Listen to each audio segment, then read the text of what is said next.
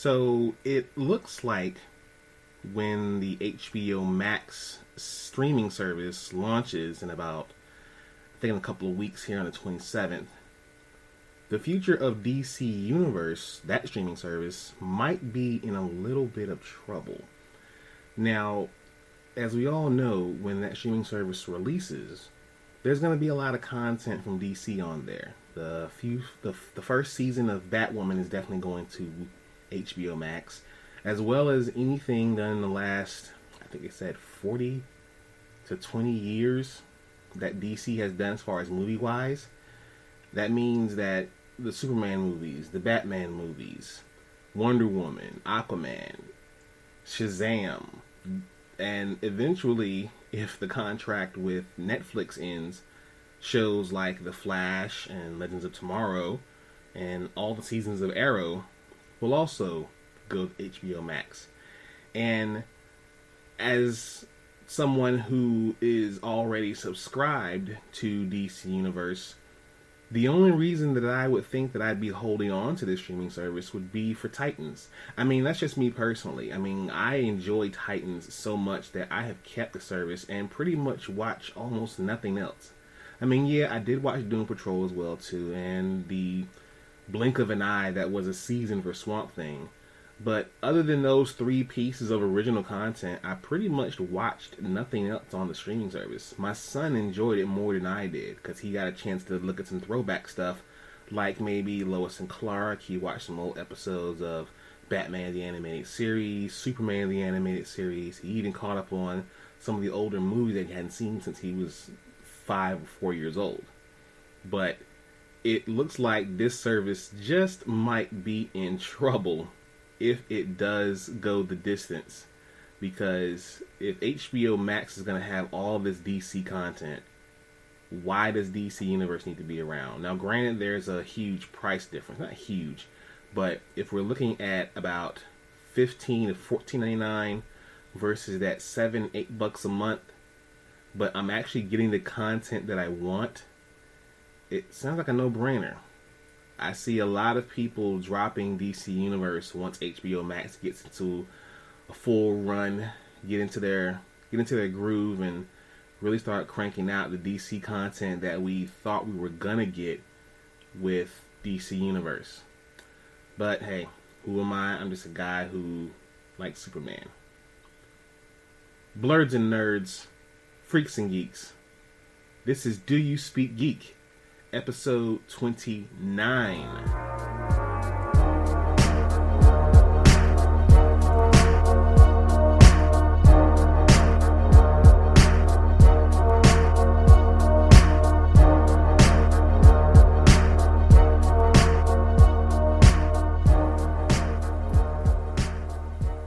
Welcome to the ride, everyone. I hope everyone had a great weekend. Shout out to all the mothers out there. Happy Mother's Day to all the mothers out there. As we know, we are nothing without our mothers. Literally, we are nothing without our mothers because they gave birth to us. But shout out to all the moms out there. Shout out to my mom. Love you, mommy. Shout out to my wife, who's the mother of our two beautiful children. Shout out to all the mothers. My best friend's mom. Shout out to heavenly shout out to my mother-in-law. We miss you so much. Just shout out to all the mothers out there. All the mothers out there who put their boots on, put their cape on, and do a thankless job every single day. We salute you, we love you, and we are nothing without you. Thank you, mothers out there. And to all the mothers and anyone else listening, welcome to the show. I am Nix. Thank you for listening to Do You Speak Geek. If you join us for the first time, welcome. If you're follower or a avid listener, welcome back. We want to just sit out there and plug Spreaker. Shout out to Spreaker. They are the home team. They host the podcast for us, so thank you, Spreaker. Also, you can follow us on any other major platform like Apple Podcasts, Google Podcasts, Spotify, iHeartRadio. I believe we're on CastBox. We're on a few other platforms as well, too. So please, wherever you can listen to podcasts, go subscribe and get this thing popping with you every single week. Also, YouTube, where you can see the Dono and Daddy show. Please go subscribe, like, hit that Hulk, smash that bell for all notifications, and please leave your comments. We love to know what you guys think. And always follow us on the social medias: Facebook at DYSG Media, Twitter at _DoYouSpeakGeek, and Instagram at DoYouSpeakGeek. Let's get into the show, y'all. Let's speak geek. Suit up. I wanna be the very best. Talk nerdy to me. Are you ready?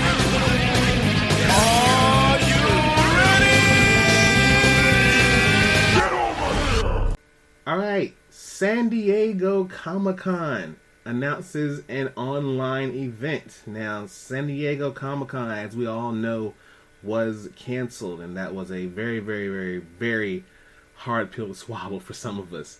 But they did announce yesterday that they will be holding a virtual convention called Comic-Con at Home. And there was a video announcement they posted on their social media and their website.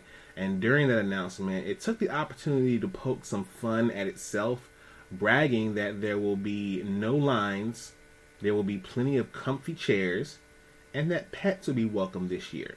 Plus, everyone can attend, so you don't have to worry about sitting in line for an hour and then still not getting in. No details as of yet of when this event is going to take place or what platform it will be streamed from, but keep your eyes close to that one, people. I'm pretty sure a lot of people will be checking in to see that one. I mean, Comic-Con in San Diego is the biggest event of the year for nerds and blurs like me, so we will definitely keep our ears to the ground to see what the details are for this. Let's jump into, as we all know, my favorite portion of the show, Source Wall. Man, you come right out of a comic book. Behold the source wall. Can you read, my son? Well, that depends. There is nothing wrong with reading a story and looking at the pictures. Enough said, Stan. Let's jump right into it. Oh my god, we've got some DC stuff on the pull list this week. So we got Batman and the Outsiders 12. Batman goes over the edge. With everything that's happened in Gotham City and Ra's al Ghul's personal attacks on the Dark Knight and his team of outsiders, Batman lashes out and uses all his anger and skills to take down Ra's and his new League of Assassins on his own. Will the Outsiders be able to pull him back from his rage, or will they find themselves on the receiving end of it? We also have the Flash 753. In this Flash Age interlude, the fastest man alive must find the Reverse Flash to stop Paradox's annihilation of the Flash legacy. But catching the time traveler is extremely difficult, and the Flash's quest to find Eobard Thawne takes him to tragic moments in time he never thought he'd have to revisit. Man, yo, I swear, next to Sabretooth and Wolverine, and I'm going to say Mr. Miyagi and Sato, there's no realer beef than between Barry Allen and Eobard Thawne. I don't know what it is about Eobard that loves messing with this guy, but man, that's real beef right there. We also have on the indies, we have the Killer Bees #1. This is based on personal interviews with one half of the Killer Bees, B. Brian Blair. This volume details the early career of the legendary wrestler from Gary, Indiana, including his training with Hiro Matsuda alongside Hulk Hogan, and his stints in World Class Championship Wrestling and New Japan Pro Wrestling, culminating in his winning of the NWA Florida Heavyweight Championship in 1982. I don't remember that event happening, but I am quite familiar with Brian B. Blair and all the names and federations dropped in that synopsis. This is going to be a good one for me personally if you like wrestling like I do. And we have the Untamed, still afoot, #1. The stranger is bound for the icy realm of Herfang in search of his wife and child. But the gods have other plans. Thanks to his companion, Niobe Atayumi, the unlikely pair will find themselves in the heart of the Ugama jungle, and it is up to Naomi who will come face to face with her family for the first time. Hidden within the old world, an ancient is reborn. Niobe and the stranger must help the tribe of the Gathering Wind find and protect her before a mysterious predator with ties to Niobe's past kills them all. That one sounds personal. So let's go ahead and get into some source wall news. The only thing I got this week here is that Marvel is shutting down the digital comic store. Now, if you're all familiar, this URL is comicstore.marvel.com. Effective June 2nd, the Marvel digital comic shop will be shuttered, and all digital comics will have to be purchased through the Marvel Comics app available on iOS and Android devices. If you hope to read digital comics on a PC or Mac computer, digital comics from the House of Ideas will always be available on Comixology. The publishers announced that the move in an email to subscribers this afternoon, announcing all digital comics they previously purchased through the digital comic shop, which are located at the URL, will automatically be available under your account in the Marvel Comics app. The company is also integrating a function where you can sync up the Marvel mobile app with your Comixology account so that your purchases are available both mobile and on a computer without having to double dip. Now, for the longest time, only because of where I was born and where I'm from, I've been using the Marvel Comics app for a while now, and it's pretty awesome. So those of you who have to go out there and transition from the digital comic store to the Marvel app, trust me, you're going to love it. You're not going to see any differences. It is great. Let's jump into Watch This. Watch this, y'all. Thunder! Thunder! Lannister always pays his debts. Whoa, dude. I am the villain of the story. Alright, y'all, let's get into some Watch This TV and movie news. New Star Wars movie from Taika Watiti announced. Now, Disney has announced that a new Star Wars movie directed by Thor Ragnarok helm Taika Watiti is in development. I probably am butchering this guy's name. Taika Watiti. There we go. It sounds like a battle cry. Not a battle cry, but like a calming. Like, Taika Watiti. Namaste. Anyway. No details have been released about the film's title, plot, characters, or setting within the Marvel Universe yet, but Disney has stated that Watiti will direct and co-write, and the film will be released theatrically. Watiti is joined on scripting by Christy Wilson Cairns, the writer of 1917 and Edgar Wright's upcoming Last Night in Soho. Now, we pretty much right now don't know anything about this movie or what timeline it's based in. Right now, we just know that Disney has given this guy and the writers a movie. And Disney has not ruled out the possibility of new Star Wars films becoming trilogies once again. I mean, we all know that Star Wars and trilogies kind of go hand in hand. Now, this could be a standalone story like Rogue One or Solo, or is it the start of a new saga? We will see. Speaking of Star Wars news, The Mandalorian, Temuera Morrison returns to Star Wars universe to play Boba Fett. Yes, The Mandalorian is bringing a familiar helmet back to the Star Wars galaxy. Temuera Morrison, who played Jango Fett in 2002 Star Wars Attack of the Clones, will appear in Season 2 of the Disney Plus Star Wars series. Boba Fett is expected to play just a small role in Season 2 of the series, after the character was teased in the Season 1 episode, The Gunslinger, when a mysterious figure sporting the bounty hunter's trademark spurs approached the apparently lifeless body of Fennec Sand. Disney Plus is also developing a new animated series, Fury Files, and it offers deep dives into the Marvel heroes and villains. Now, Marvel Entertainment announced a brand new series heading to Disney Plus, Fury Files, and it's a new informational program which teaches fans about their favorite Marvel heroes and villains using a combination of motion comic art and scenes cut from popular Marvel animated shows like Avengers, Earth's Mightiest Heroes, and the X-Men animated series as well. So it looks like the animated here in Disney Plus, they're starting to get into integrating these universes. I can't wait. Fury Files will be structured like Nick Fury giving a debriefing of his extensive files, which have frequently been hinted at in Marvel lore but never shared. Now, the only thing I see as a downside to this, it's not really a downside, I mean, it's good that he's getting the work. Chi McBride will be voicing Nick Fury instead of Samuel L. Jackson. Now, I think that Disney could probably shell out the money to get Samuel L. Jackson, but Samuel is probably busy with another project right now, and we will have to just deal with this for now. Space Force, first trailer. Yeah, I can't believe that Netflix and Steve Carell they're actually running with this ball, and they are trolling our president to the point where they have made a movie. Carell stars in Space Force as 4-star General Mark Naird, who hopes to be put in charge of the Air Force but is instead given command of the newly minted Space Force. He's tasked with turning the service into something that can accomplish things and be taken seriously. This is hilarious. But that proves harder than ever expected.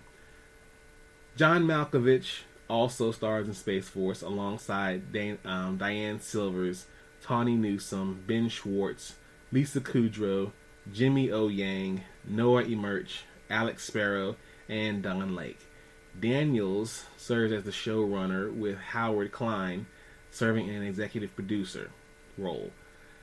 Not only does this mark an office reunion between Daniels and Carell, but it also sees the acclaimed TV producer alongside Schwartz once again after having worked with him on Parks and Rec. This movie is going to be hilarious. I cannot wait. And speaking of other shows, remember how last couple of weeks ago I talked about Parks and Rec doing a TV movie read where they were doing, I think, a table read for the holidays. Not for the holidays. They did a table read to raise money during the pandemic right now. And I had a few shows in there that I wished for. Well, guess what, people? I'm getting one of my wishes. Community. The cast will reunite for a virtual table read. 6 seasons in a Zoom call. I know, that was kind of cheap. The cast of Community and creator Dan Harmon are reuniting for a virtual table read and Q&A in order to benefit COVID-19 relief efforts. Among the participants will be Donald Glover, who departed Community during its 5th season, marking the first time he's been a part of a Community event since leaving the show. Stars Joel McHale, Julian Jacobs, Danny Pundy, Yvette Nicole Brown, Allison Brie, Jim Rash, Ken Jeong, and Glover are all expected to join the table reading alongside with Harmon. The table read will be shown in its entirety, along with a Q&A of fan questions. This event will take place on Monday, May 18th at 2 p.m. Pacific Time via Sony Pictures TV Community YouTube page. The cast is set to read Cooperative Polygraphy, the 4th episode of Season 5, which aired back on January 16th in 2014. Now, this was a bottle episode taking place almost entirely in the Greendale Community College Library, where the show's study group gathers after the funeral of Pierce. Now, because we know that this episode was based on Pierce's funeral, we can kind of already guess that Chevy Chase will not be a part of this, which is a little disheartening. But, of course, Chevy Chase is dealing with whatever he's dealing with, and we hope him the best. But it would have been dope to have the entire cast back together again. Let's jump into Thumb Life. Peace, love, and video games! It's on like Donkey Kong.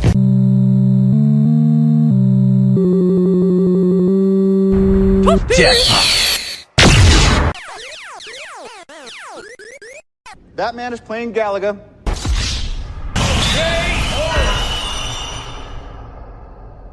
Alright, y'all, let's play some games. IGN announces Summer Gaming event in June. Now, the Summer of Gaming event is going to be a global digital event set to begin this June to bring you the latest news and impressions around upcoming games and the next generation of console hardware.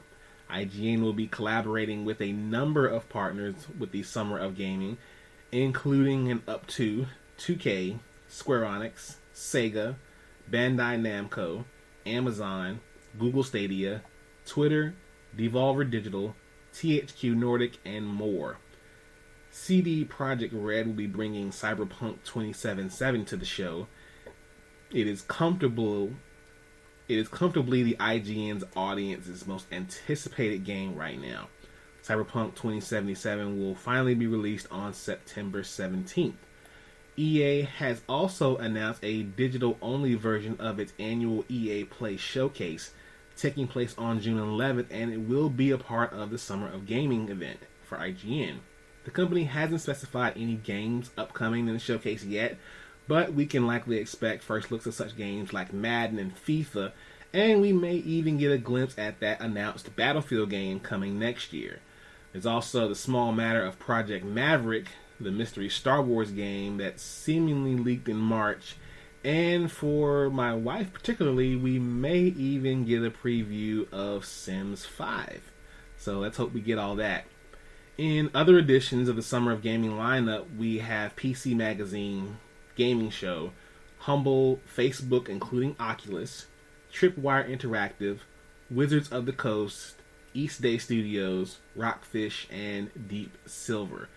I only hope and pray that Bethesda shows up, and I only hope and pray that Rocksteady shows up. Maybe even Rockstar will show up too, so we can get some information about GTA 5. So we'll see how that goes. Destiny 2 has been confirmed for the Xbox Series X and PlayStation 5. Bungie has confirmed that Destiny 2 will be making its way to both consoles the coming year, following Microsoft's Inside Xbox that showcased the first gameplay footage from the third-party Xbox Series X games. Bungie took the opportunity to announce that Destiny 2 will be indeed coming to next-gen platforms, and that it will discuss further details of the future. Bungie also revealed that it will be transforming Destiny 2 from a first-person shooter game into an action multi-platform online to an MMO. And it will be offering a new free-to-play model called New Light. So let's see how that goes for Destiny 2. I know there's a lot of fans of that for Destiny, and we're going to see how that one rocks out on the new consoles. I think it's going to look beautiful. It's going to be great, and I can't wait to get my hands on a PS5. Let's speak technically for a moment. Technically speaking,